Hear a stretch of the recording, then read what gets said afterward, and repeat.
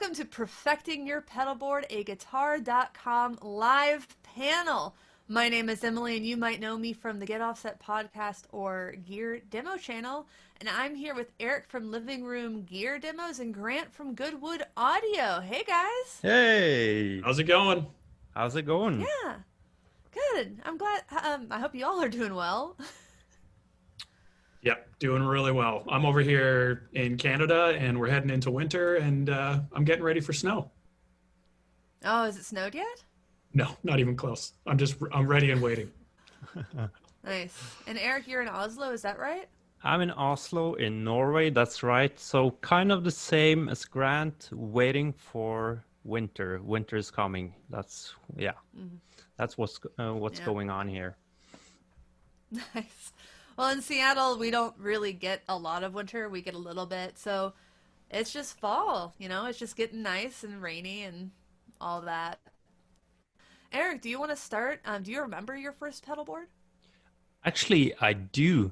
I had a board that I used both for bass playing and guitar playing, and I think it had like 3 pedals, and it was the Boss SD1, and I had one of those big micro synths from Electro Harmonics and a big muff.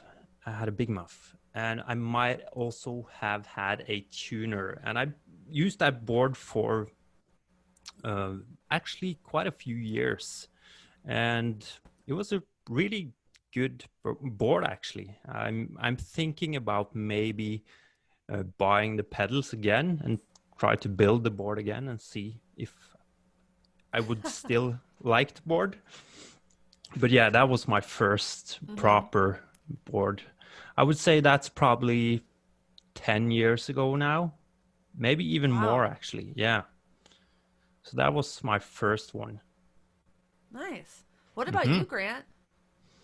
Well, I think Eirik just made me feel pretty old. I think my first pedal board was about 21 years ago. And I still remember it because my brother-in-law was literally making fun of me for this yesterday. I had a good job in the summer in high school, and so I saved up all my money from this job, and I basically went to our local music store, and I basically just went in with a bunch of cash, not knowing what I wanted to buy, and I just wanted to buy some awesome gear. And so I ended up getting a CE2, which I had no idea what that was at the time. I bought a wah pedal before I ever had a tuner, another mistake. And then I got a metal zone, which is never a mistake, I have to add. And then a DD6, and that was it. And then I got the cheapest power supply I could get because power Of supplies course. aren't any fun.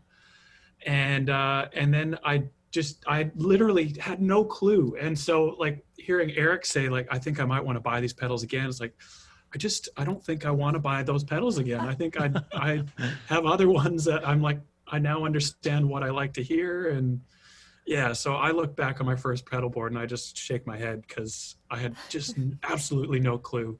But now I do absolutely love chorus pedals, the CE2. Out of all of those, I would go back to in a heartbeat. But yeah, I made a lot of gear purchase mistakes as a kid. Yeah, I mean, I kind of feel that same way. I think my first official pedal board was for this cover band gig I had in Nashville. And I didn't really, I'd had some pedals growing up, and mostly I think the pedals on that board were things I just accumulated somehow. Like, my dad loved going to auctions, and there was this guitar store going out of business. So he took me there for the auction, and kind of toward the end of the auction, it was like, yeah, for just 20 bucks a pedal, pick out the pedals you want. And so I think I had a lot of those Dana Electro Lunchbox series pedals, some Boss Really? pedals, probably a wah in there somewhere. Yeah, but I had no idea what I was doing. I didn't know what order to put the pedals in. I didn't know if it mattered. I had this board that was like this flat board that had integrated power. I think I got it on Amazon for like 40 bucks or whatever, and the Velcro didn't really work at all. And looking back on that board, I'm like, yeah, some of those pedals were all right. I don't think I would buy any of them again. Like, I think probably I sold almost all of them. Like a Memory Man and a Holy Grail are probably the nicer of the pedals I had on that board. But I look back and I'm like, oof, I wish someone had just like guided me a little bit more. I just knew I needed the pedals. I didn't know what I needed any of them for. Like I had no need for a chorus pedal in any of those songs, but I had one on the board. Its course is never a mistake. And I'm looking over your shoulder and I see a fuzz probe. I'm like, you're doing pretty good. Like you've got some solid Right. choices going on right now. Yeah, the fuzz probe and the diving bells and the H9. Yeah. I'm surprised I don't see a lot in y'all's backgrounds. I actually Yeah, don't own any guitar pedals. I have laundry in the background. That's everything that I have in this room. But is this a long time ago, Emily? Like Grant is 21 years ago? 9 years, 10 or 9 years. Yeah, cool. Yeah, We've all come a long way. We should just pat ourselves on the back for how far we've come. absolutely. I'll take that. I'll take that. Yeah. But that kind of leads me into the first thing I really wanted to talk about. I think one of the first questions that people get when they start to get 3, 4, 5 pedals is signal chain. What order do I put these pedals in? Does it matter? Let's start with Grant. Do you have opinions on like signal chains, or could you really quickly like give a little bit of insight on what people typically recommend in terms of pedal order? Totally. This is like with doing custom setups and all that, this is a question we get every week is around signal chain, to the point where I did a 4-video series dedicated to signal chain on our YouTube.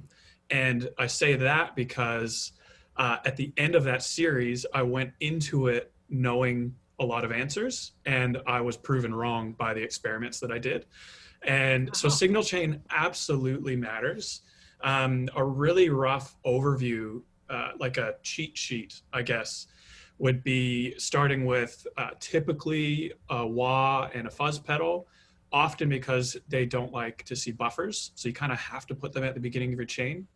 After that, you go into gain stages, overdrives, distortions. And again, this is the typical. You could then go into chorus, tremolo, delay, reverb. Pitch will often be at the front as well, which is the one thing I now disagree with. I think that really? pitch, I know I'm shaking up the pedalboard world. Pitch, I would always run first, and the thinking was it tracks better, so you get a more accurate representation of the pedal settings. Except the later a pedal is in the chain, so let's say you put your overdrive last in a string of overdrives, that last overdrive is going to have the most say on what your tone sounds like. In the same way that that pitch pedal, so I was using a Pog, when you put the Pog first, the overdrives tend to wash it out and make it less, you notice the effect a lot less. Whereas now what I do is I put pitch after my drive section. It may track a little bit less accurately, but not noticeable. But then when you hit the overdrive, or sorry, when you hit the Pog, you can't miss it. Like it is right there in your face. You have to turn the settings back because of how much it can be there. And so I just think it makes a lot more sense personally to put pitch last in the dry section. And I'm sure people disagree with me, which is great. But that's now what I think after doing these experiments. What do you use to do those kinds of experiments? You just manually do it one way and then do it the other, or do you have some sort of a looper or something else that you use to change the signal chain order on the fly? Yeah, so I another perk of running a business, which you guys know, being in the music industry, you have access to gear that maybe isn't as easy to get. So I basically made a stereo order switcher. So I could put 2 pedals in this order switcher and hit a button and it would flip them in real time. And so I could do that with delays and reverbs, or I could do it with an overdrive and a delay and all that. And so that's what I did. I got a heavy overdrive and a Pog, and I just flipped them back and forth, and I was blown away. So I put that on the video as well and recorded it so people could see what the difference is as well and make up their own mind. I also put the pitch stuff later in the chain, and I've never heard anyone say the things you're saying, Grant. Actually, for some reason, I've just always ended up putting the pitch stuff at the end on my board. So yeah, I totally agree with everything you're saying. I'm using the drop from Digitech, and I also find it to track even better later on my board actually. So Oh, yeah, great. yeah, That's awesome. yeah. Yeah. I really like Grant. I'm sorry. I think I cut off Eirik when I had been saying this before. I like the point about just listening, and I feel like you said something about doing what sounds best to your ears. Did I misinterpret that? No, not at all. And I think that's like just learning how to play guitar. Like there's no shortcuts, and you can try and emulate yourself after someone's sound, and that's fine, and it's great, and you learn a lot doing that way. But I feel like you learn the most by just popping your pedals on the ground, make it messy, don't make it look good, just string them together and purposely try and break some rules. And like someone that does this, a lot in just music in general, someone like Jack White, like you hear him talk, and he purposely makes things difficult for himself because it's part of the creative process. And I think with Signal Chain, like start with the foundation, with wah, fuzz, overdrive, delay, reverb, and then just mix it all up and just see what sounds you get. And don't feel like you have to stick within the parameters of what people say is correct, because you come up with some pretty cool creative solutions and creative sounds by just trying something new. So I always tell customers, this is the typical, but by no means is it right or wrong. It's just a starting point. Yeah. Yeah, I think one of my favorite rules to so-called rules to break in terms of signal chain orders, I really love the sound of a chorus before drive pedals. And Awesome. I don't know, I feel like it kind of mellows the vibe a little bit, and it's really neat. And this isn't so much breaking a rule, but one of my favorite types of pedals is like the Bookworm Effects Multicano, or other pedals, the Beholder by Electronic Audio Experiments, that has essentially a reverb with fuzz on the trails or distortion on the trails, and that's just one of my favorite sounds in the world. Yeah. Cool. Death by Audio does a similar pedal, and I'm blanking on the name, but like an analog delay with a built-in fuzz, and it's beautiful. Like it's awesome, but it's totally breaking the rules, and that's what's awesome about it. And people like yourself resonate with it, and it's great. I love it. Yeah, it's very shoegazy, that kind of thing. Yeah. You could love invent it. a whole genre of music by screwing around and doing something based a on little bit pedals. Yeah, totally. Yeah, absolutely. This next one's also for Grant. It's just kind of the order I have things in. Most of what Goodwood Audio seems to create are these junction boxes. I think the Audition is a really cool example. But what exactly is a junction box, and why did people need utility pedals like what Goodwood Audio creates? I don't think everyone needs it. I mean, that's not the best thing to say from a business point of view, but I mean, for someone that has a few pedals on their board and, covering the bases with a few pedals, a junction box probably isn't the best solution. But essentially a junction box facilitates routing, which like signal chain is very powerful if you use it the right way, and then patching and then additional features. So a lot of people just want their inputs and outputs on one side of the board so it's clean and easy to use, not tripping on cables. But then they want to have like a stereo pedal board, but they want to be able to run it in mono without repatching their whole board. So you can do that by hitting a button. Or you want an always-on tuner without using a passive split on a volume. And so you can put a buffered split in a junction. You can put muting in there. You can do wet, dry, wet. You can build DIs into it. Like there's endless things you can put in junction boxes. And it's all essentially to facilitate your board working across multiple venue types, multiple scenarios, and making it really easy to use your board rather than having to, rejig everything depending on where you end up. Yeah, and one of those is called the Audition. Can you tell us a little bit about the Audition? Yeah, so it's a very simple one. It doesn't need power, although it does have power taps on it. Audition is essentially designed for guys that like to try out new effects. So not many guitar players, you know, that I know like trying out new pedals. Um, so Audition, basically, you put it on your board, you put the send and return.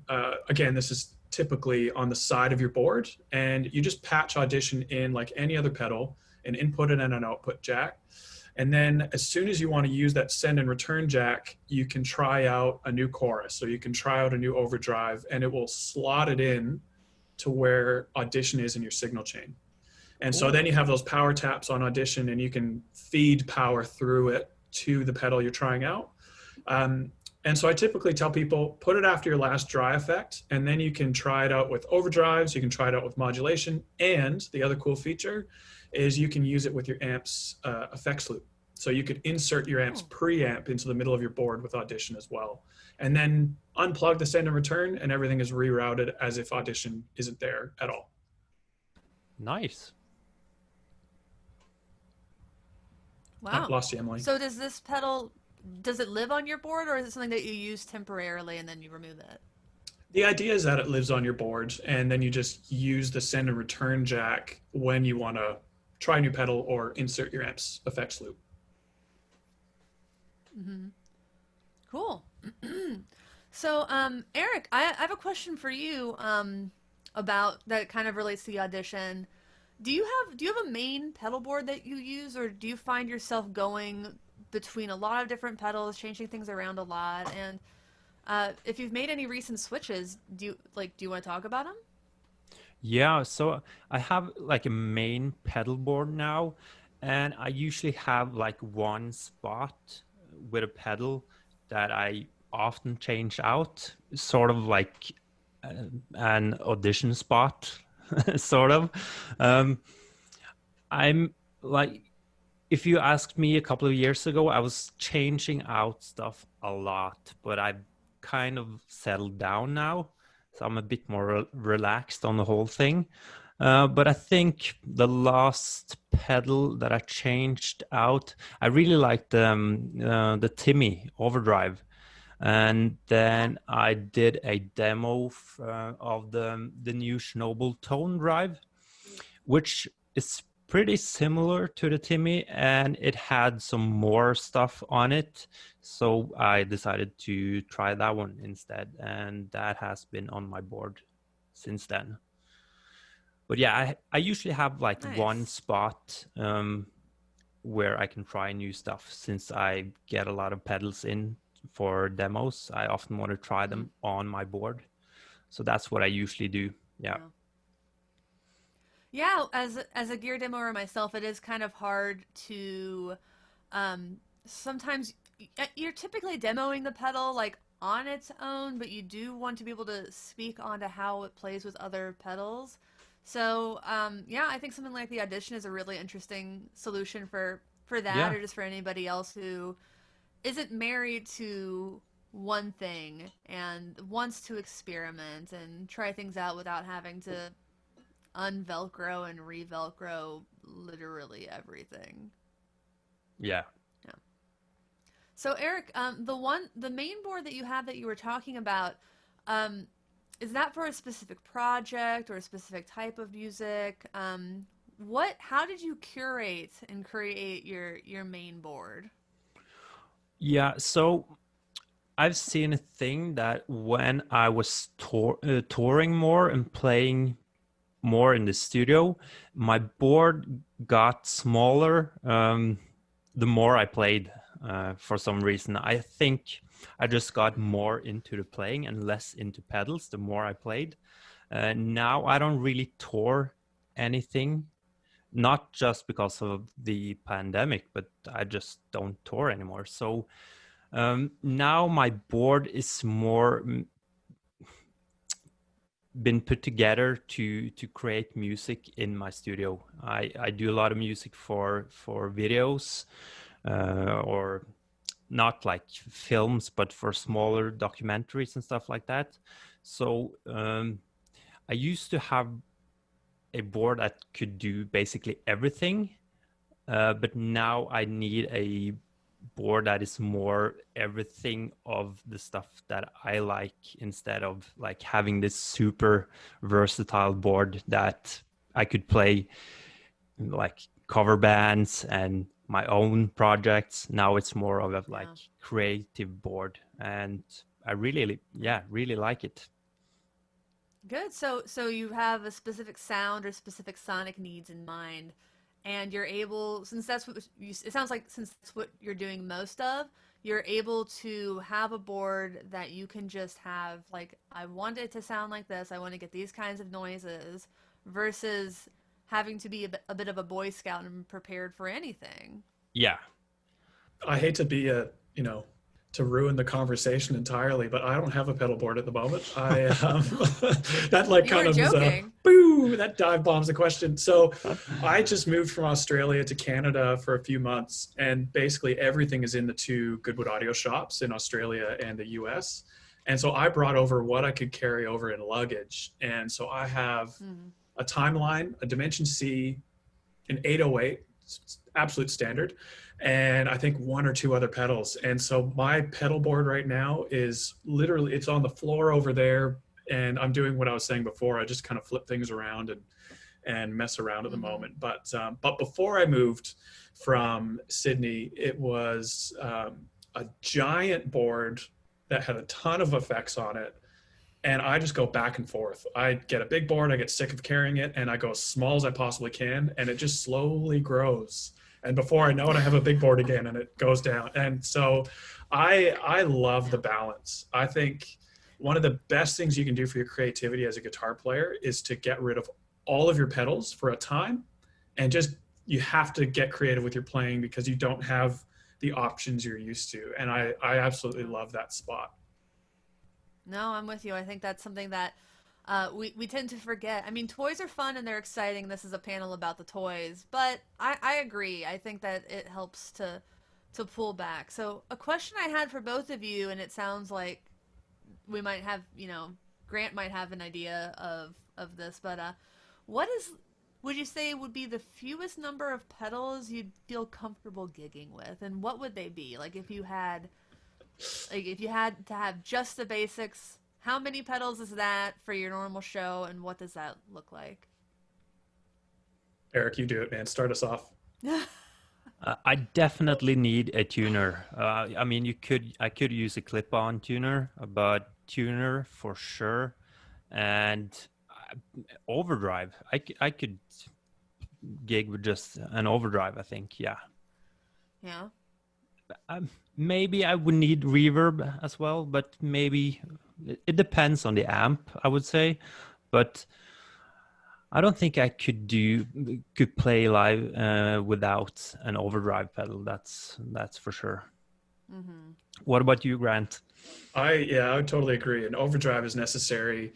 Um, if I was going to cheat, I would say some sort of multi effects, but I won't go there. Ooh. I Yeah, I think just if got my pod go and I'm good. exactly, I'm ready. I think if I had to narrow it down to a few pedals, obviously the tuner, I'd probably get just a middle of the road overdrive, nothing too crazy, and I'd use that to push the amp. And then you can create all sorts of overdrive with your volume pot on your guitar. And then from there, I'd probably get a delay and a reverb.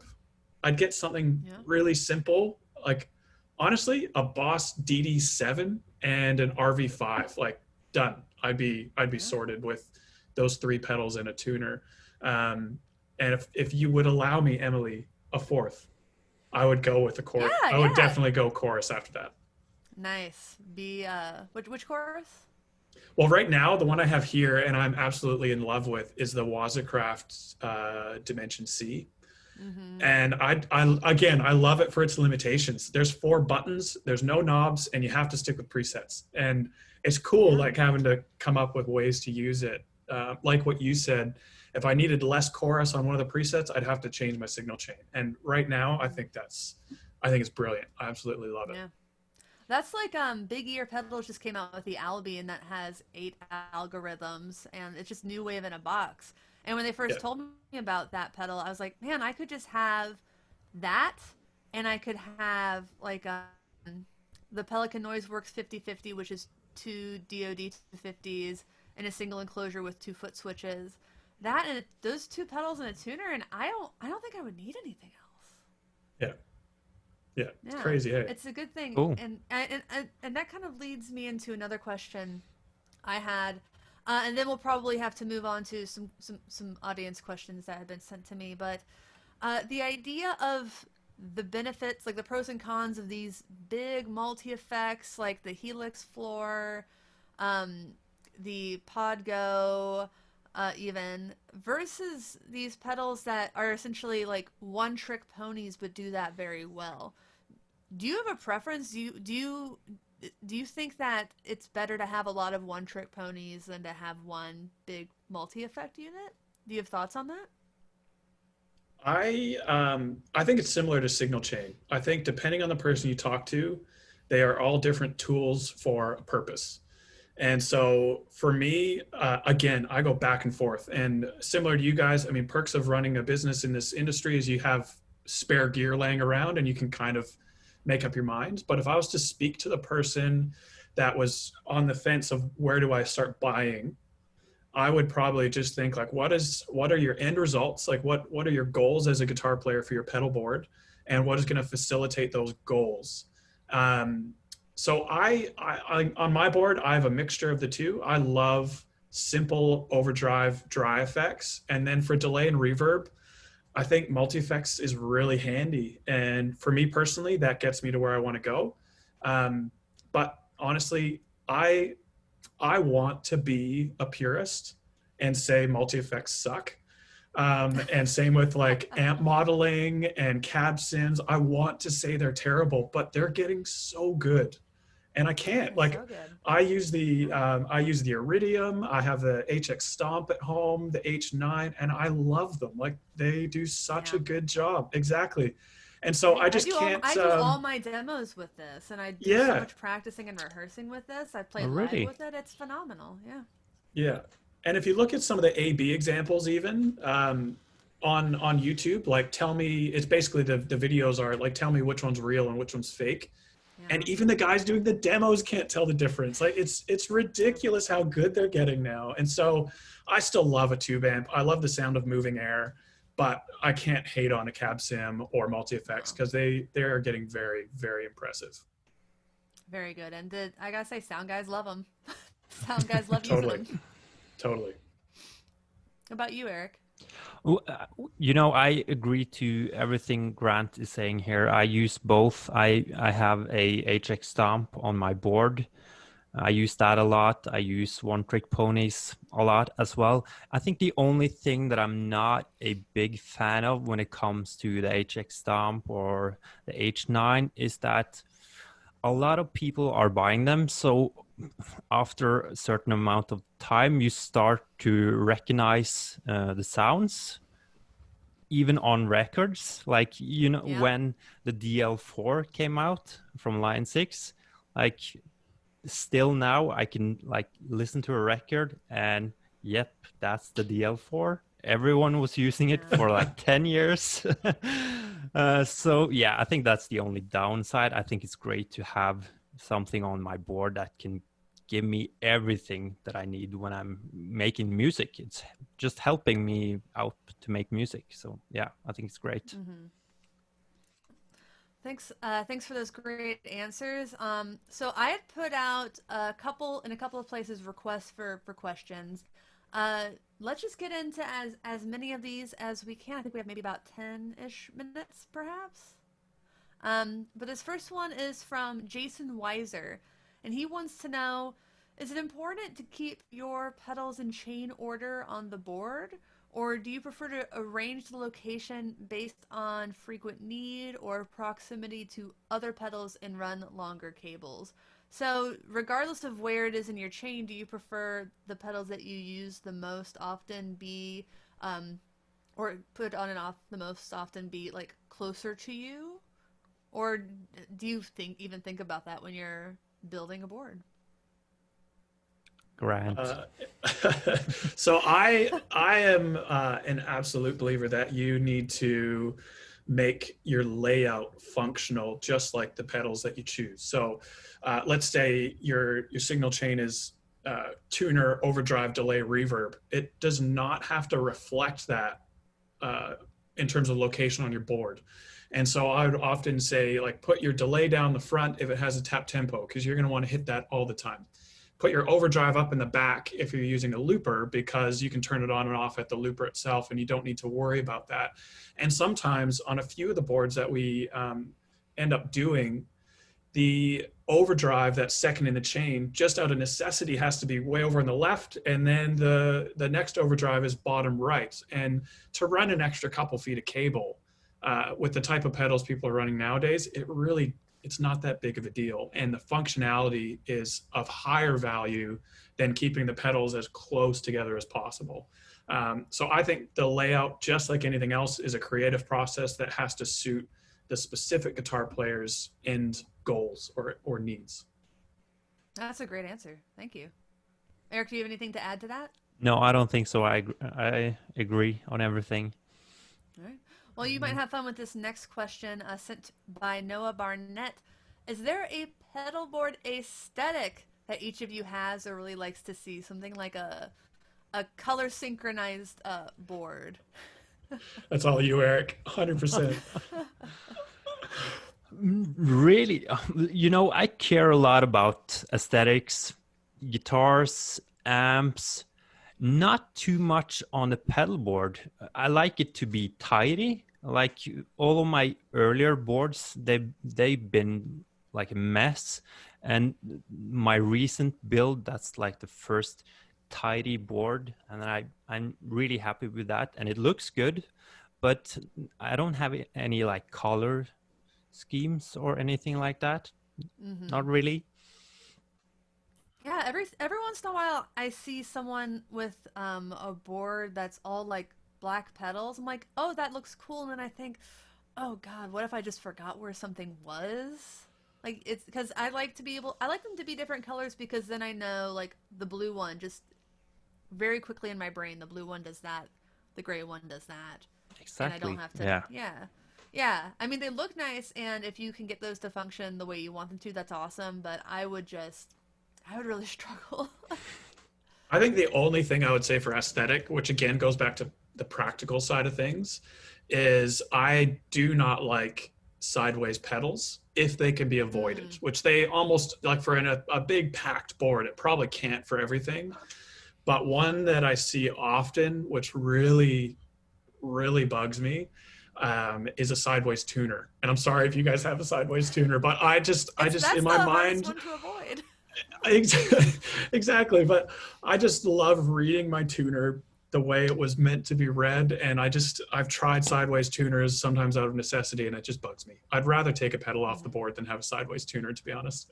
It does bug me, but I've had to do it. All right, the next question's from Lauren Kelly, and she says, with so many amazing products on the market, how do you make decisions and commit to a setup? It's easy to tinker forever, but settling on a rig is difficult.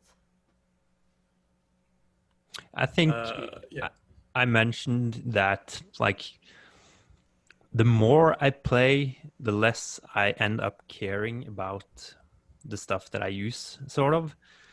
So, I mean, at some point, you just need to start to make music and and move on.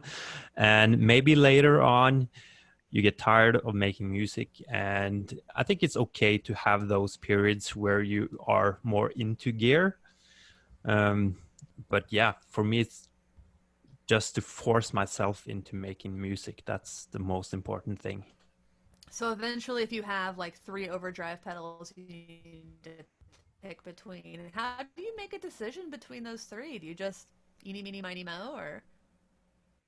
I think I would just A-B them or ABC them, basically, in the right setting.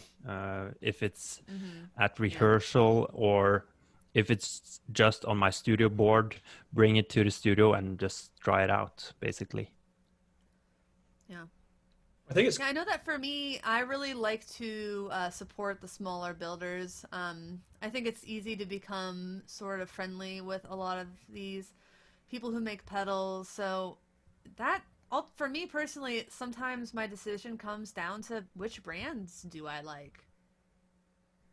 Totally. And I think pedals as well, like people can rag on people with giant pedal boards, but you can understand why they get to that point because buying a new pedal in one side of the argument kind of forces you to sit down and it can be inspirational and cause you to play differently or approach a song a different way. And so I think if you're struggling to choose, just ask yourself that question, like which one do I always gravitate towards, which one is always wanting me to or forcing me to play a little bit differently or whatever it might be. Because at the end of the day, I mean, you can't buy gear to be a better musician, but you can use gear to inspire you to approach music differently. And so I think it's just, as with everything, I think it's just finding that balance of how many pedals should I have? And at what point do I just say, like Eirik said, which I totally agree with, like, you just got to sit down and practice, like just get better at guitar. And so I think it's finding the balance between that. Mm-hmm. Right. Well, I think we have time for one more question. And both Philip Pitts and Evan Turner asked about the actual board itself.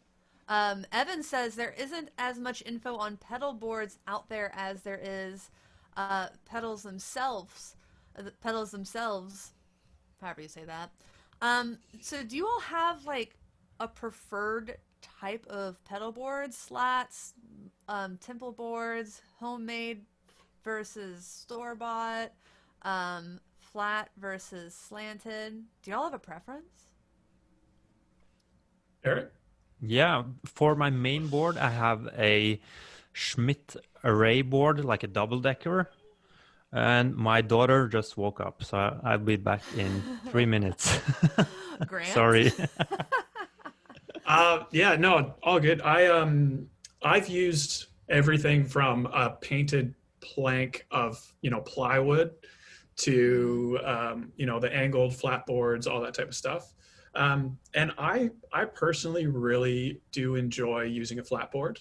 I think there's multiple camps of what board do you buy. And even if you think about custom setups, you can start with a fixed size. So an angled board would be a fixed size pedal board. Right. But then you need to fit your pedals onto that fixed size.